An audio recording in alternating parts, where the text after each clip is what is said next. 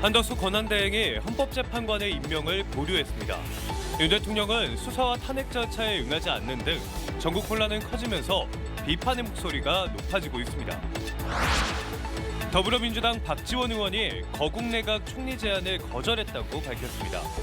개헌론 역시 정권의 임기 연장을 위한 것이라며 탄핵에 집중해야 한다고 말했습니다.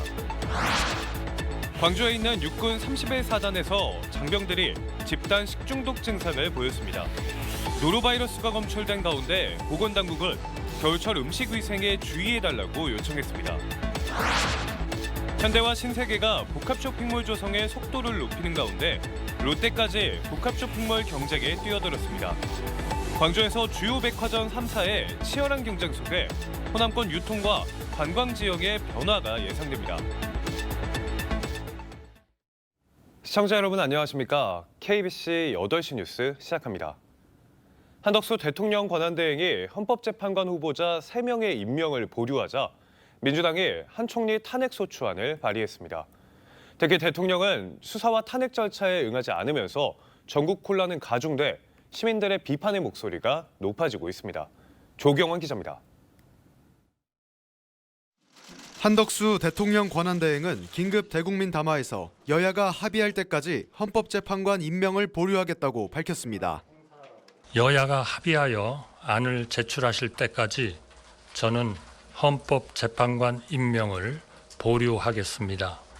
여야가 합의하여 안을 제출하시면 즉시 헌법재판관을 임명하겠습니다. 민주당은 한 대행이 내란 대행임을 자인한 것이라며 탄핵안 발의와 본회의 보고 등 징계 절차에 착수했습니다. 한 대행 탄핵소추안에는 김여사 특검법과 헌법재판관 임명 거부 등 5가지 탄핵 사유가 적시됐습니다. 가장 적극적인 권한 행사인 거부권 행사를 해놓고 가장 형식적인 권한 행사인 헌법재판관 임명을 거부한다는 궤변을 늘어놓았습니다. 이후 열린 본회의에서 여당 의원 대부분이 불참한 가운데 민주당 주도로 헌법재판관 3인에 대한 임명 동의안이 통과됐습니다. 윤 대통령은 공조수사본부의 2번째 출석 요구에 불응했고 헌법재판소의 서류 제출 요구에도 응하지 않았습니다. 공조보는 오는 29일 3차 출석을 통보했고 헌재는 예정대로 변론 준비 기일을 열 방침입니다. 하지만 윤 대통령이 출석할지는 미지수입니다.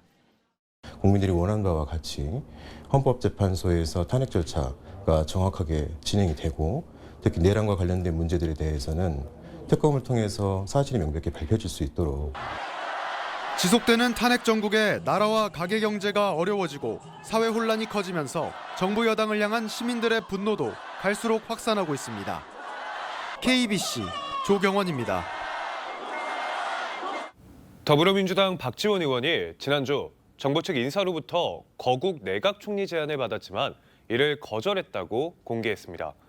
또 갑자기 거론되는 개헌론 역시 윤석열 정권의 임기 연장을 위한 발언이라며 경계했습니다. 박 의원은 지금은 윤석열 정부의 탄핵에 집중해야 한다고 강조했습니다. 이형길 기자입니다. 대통령 탄핵이 가결되고 헌법재판관 임명 논의가 진행되던 지난 19일. 박지원 의원은 서울 한 호텔에서 만난 정부 측 인사로부터 거국 내각의 총리직을 제안받았다고 공개했습니다. 3당 합당에도 참여하지 않은 김대중 전 대통령의 비서실장에게 이런 제안은 모욕적이었다며 강하게 거절했다고 덧붙였습니다. 굉장히 모욕감을 느낀다. 얘기하지 마라 하고 탁자를 치면서 나와버렸죠. 국무총리가 대통령 권한대행인 상황에서 새로운 총리를 임명하는 절차적 정당성을 찾기도 어렵다고 말했습니다. 12월 3일 비상계엄 전이었다면 거국 내각 구성과 개헌 논의가 필요했지만 지금은 대통령 탄핵과 수사가 시급하다고 강조했습니다. 특히 국민의힘뿐만 아니라 민주당 일각에서도 제기되는 개헌 논의는 내란 세력의 임기 연장에 동조하는 것이라며 선을 그었습니다. 이 개헌론이 나오는 걸 보면은 윤석열이 아직도 내란이 종식되지 않고 진행 중에 있고 또 임기 연장, 자기 안위를 보장하려고 하는 음모다. 박 의원은 윤 대통령을 지금이라도 빨리 체포해 격리시킬 필요가 있다고 강하게 주장했습니다. 또 자신은 개헌의 필요성을 이명박 정부부터 주장해온 개헌론자이지만 개헌 논의는 탄핵이 끝난 뒤에 해도 늦지 않다고 설명했습니다. KBC 이영길입니다. 인공지능 기본법이 오늘 국회 본회의를 통과했습니다. 이번에 통과한 법에는 인공지능에 대한 윤리 원칙, 안정성 마련은 물론 정부가 관련 산업을 체계적으로 육성하고 경쟁력을 강화할 수 있는 내용을 담았습니다. 법안을 발의한 국회 과방위 조인철 의원은 인공지능 기본법이 광주를 AI 거점 도시로 성장시키는 발판이 되기를 기대한다고 말했습니다. 광주에 위치한 육군 31사단에서 장병들이 집단 식중독 증상을 보였습니다. 노로바이러스가 검출된 건데 사단 측은 보건당국에 검사를 의뢰하는 한편 후속 조치를 진행한다는 방침입니다. 임경섭 기자의 보도입니다. 지난 12일 광주 북구 31사단에서 장병들이 집단 식중독 증상을 호소했습니다. 장병들은 복통과 설사 증상을 보였는데 모두 20명에 달합니다. 20명이 그때 검사를 했어요. 해가지고 지금 17명이 노로바이러스로 나왔거든요. 일단 저희 보건소에서 보건환경연구원으로 검체를 맡겼죠. 이들은 사단본부와 정비근무대 등 사단급식소 여러 곳에서 식사를 한 것으로 알려졌습니다. 장병들이 당일 점심으로 먹은 피자와 김치 등이 식중독 원인으로 추정됩니다. 보건당국은 사단급식소들에서 음식물과 정수기, 세척수 검체를 채취해 보건환경연구원에 검사 의뢰했습니다. 증상을 보인 장병과 종업원 등 40명에 대해서도 조사하고 있습니다. 또 군 당국은 사단 5개 급식소에 대해 소독을 실시했습니다. 31사단 관계자는 장병들은 의무시설에서 치료를 받고 모두 회복했다면서 검체 검사 결과에 따라 필요한 후속 조치를 실시할 예정이라고 밝혔습니다. 보건당국은 전염성에 강한 노로바이러스는 겨울철 주로 발생하는 만큼 음식 섭취와 개인위생에 주의할 것을 당부했습니다. KBC 임경섭입니다. 광주 글로벌모터스가 노사 갈등의 골이 깊어지는 가운데 주주단이 파업에 대한 우려를 나타냈습니다. 광주 글로벌모터스 주주단은 오늘 입장문을 내고 노사 상생발전협정서는 광주 시민으로서 반드시 지켜야 할 사회적인 약속이라며 노조는 파업이 아닌 노사 민정협의회 등을 통해 문제를 해결해야 한다고 주장했습니다. 또 노조 파업 등으로 회사에 피해가 발생한다면 법적 대응은 물론 투자 지분 회수 등도 고려하겠다고 경고했습니다. 민선 8기가 이제 1년 6개월 남았는데요.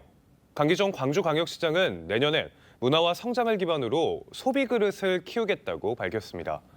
김영록 전남지사는 올해 이룬 글로벌 전남의 토대를 바탕으로 내년엔 더 위대한 전남을 비전으로 내놨습니다. 강동일 기자의 보도입니다. 강기정 광주시장은 올해 성과로 착공을 앞둔 더현대 광주와 세계적 반도체 기업 팹리스 유치를 꼽았습니다. 이를 토대로 내년에는 광주를 문화와 성장의 기반을 두고 소비 그릇을 키우겠다는 비전을 밝혔습니다. 구체적으로 내년에 열리는 세계 양궁 선수권 대회와 기아 타이거즈 광주 FC를 통한 관광 활성화를 제시했습니다. 미래 성장을 위해 AI 2단계 본격 추진과 알리백 3단 선점을 내놨고 도시철도 2호선 1단계 완공을 통한 대중교통 체계의 개편 의지도 밝혔습니다. 과거의 광주가 오늘의 대한민국을 살렸듯 이제 오늘의 광주가 미래의 대한민국의 새로운 활력으로 나아갈 것입니다.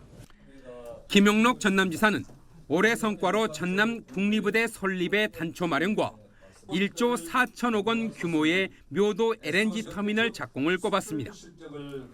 이를 바탕으로 내년에는 전남을 세계와 경쟁하고 동행하는 더 위대한 전남으로 나아가겠다는 비전을 제시했습니다.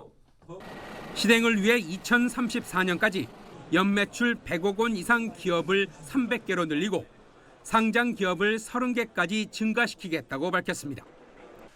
대규모 해상풍력 산업의 신안 완도 영광 착공을 통한 미래 에너지 산업을 선점하겠다는 의지도 내놨습니다. 지금의 위기를 슬기롭게 극복하고 세계와 단단히 경쟁하고 동행하는 글로벌 전남, 더 위대한 전남으로 힘차게 나아가야 합니다. 강 시장과 김 지사는 비전 제시와 함께 무엇보다도 어려운 서민 경제를 고려해 재정 확대를 통한 민생 안전에 최우선을 두겠다고 강조했습니다. KBC 강동일입니다.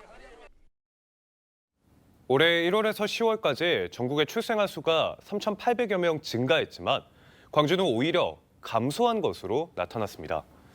통계청의 10월 인구 동향에 따르면 올해 1월부터 10월까지 광주에서 태어난 출생아 수는 5,085명으로 지난해 같은 기간보다 183명 줄었습니다. 이는 강원에 이어 전국에서 가장 높은 감소율입니다. 반면 전남의 올해 1월부터 10월까지 출생아 수가 6,874명으로 지난해 같은 기간에 비해 164명 증가했습니다.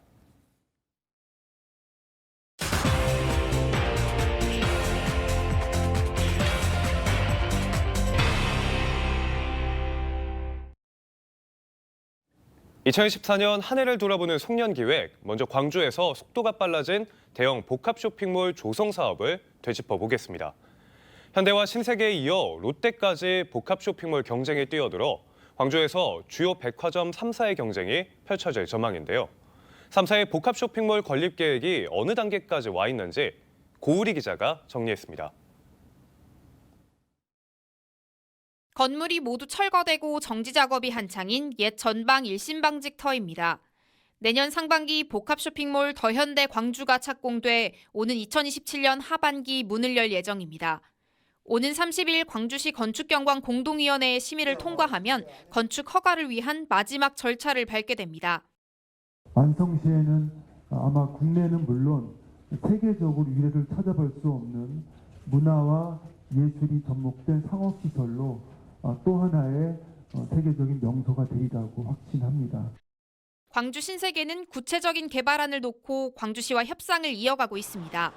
광주시는 백화점 확장과 터미널 지하화 사업 동시 추진, 합리적 공공기여 계획 제시 등의 협상 조건을 제시했고 신세계가 이를 반영해 사업계획서를 내면 본 협상에 착수할 예정입니다. 광천권역의 복합 쇼핑몰 두 곳이 들어서게 되면서 대중교통 체계도 대대적 개편에 돌입합니다. 광천권역을 지나는 간선 급행버스 체계가 도입되고 구도심과 연결되는 순환형 상생버스도 운영될 예정입니다. 전남방직, 일신방직 쪽으로 에코브리지로 올라가기 직전에 도로는 차선을 다이어트 시켜서 걷는 길을 만들겠다는 것입니다.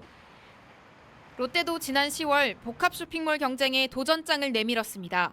롯데는 롯데아울렛 소환점을 복합 쇼핑몰로 전환해 가장 먼저 시장을 선점할 계획입니다. 광주의 주요 복합 쇼핑몰 브랜드가 모두 입점하게 되면 무안국제공항과 연계해 외국인 관광객 유입이 기대됩니다. 점차 속도를 내는 광주의 복합 쇼핑몰. 호남권 유통과 관광 지형은 물론 국내 유통 지형에도 변화가 예상됩니다. KBC 고울입니다. 농림축산식품부의 2025년 스마트 농업 육성지구 조성 공모사업에 장성군과 고흥군 두 곳이 선정됐습니다. 정부 지원 연계형으로 선정된 장성군은 3계면 월연리 일원에 오는 2027년까지 조성될 임대형 스마트팜 단지 5헥타르 예산 200억 원 중 국비로 100억 원을 지원받게 됩니다. 지구 지정형으로 선정된 고흥군은 기존 스마트팜 혁신밸리에 스마트 창업단지 30.3헥타르를 확장하는 데 필요한 인허가 간소화 등의 혜택을 받게 되지만 정부 사업비 지원은 없습니다. 다음은 희망 2025 나눔 캠페인에 참여해 주신 분들입니다. LG 이노텍 광주 공장 직원 박종열 씨가 30만 원, 화순군 이양산악회 회원들이 30만 원, 화순군 이양면 매정 1, 2 조영북 등 주민들이 5만 원, 화순군 이양면 장칠이 정종길 등 주민들이 3만 7천 원, 이상봉 씨가 3만 원 보내주셨습니다. 소중한 성금 보내주셔서 감사합니다. 돌봄 서비스 노동조합 광주지부가 전일 근무 보장 등 돌봄관리사 처우 개선을 요구했습니다. 이들 단체는 오늘 광주시청 앞에서 기자회견을 열고 가정방문과 건강관리 업무를 수행하는 돌봄 서비스 특성상 시간제로는 안정적인 서비스를 제공할 수 없다며 광주시와 광주시 사회서비스원에 전일 근무 보장을 촉구했습니다. 단체는 시청과 서비스원이 적자가 난다는 이유로 하반기부터 전일제 불가를 통보했다며 3주째 1인 시위를 이어가고 있습니다. 민주노총 광주본부가 하남 산단의 근로자 종합복지관으로 노조 사무실 이전을 반대한 광주시를 규탄했습니다. 노조는 오늘 오후 광주시의회에서 기자회견을 열고 산단 내 일부 기업의 반대로 사무실 이전이 무산될 상황에 놓였다며 광주시가 문제 해결에 나서야 한다고 주장했습니다. 이어 지난 7월부터 첨단지구의 노조 사무실 이전을 위한 협의가 이어졌지만 아무런 소득이 없었다며 광주시에 공개 토론회를 제안했습니다.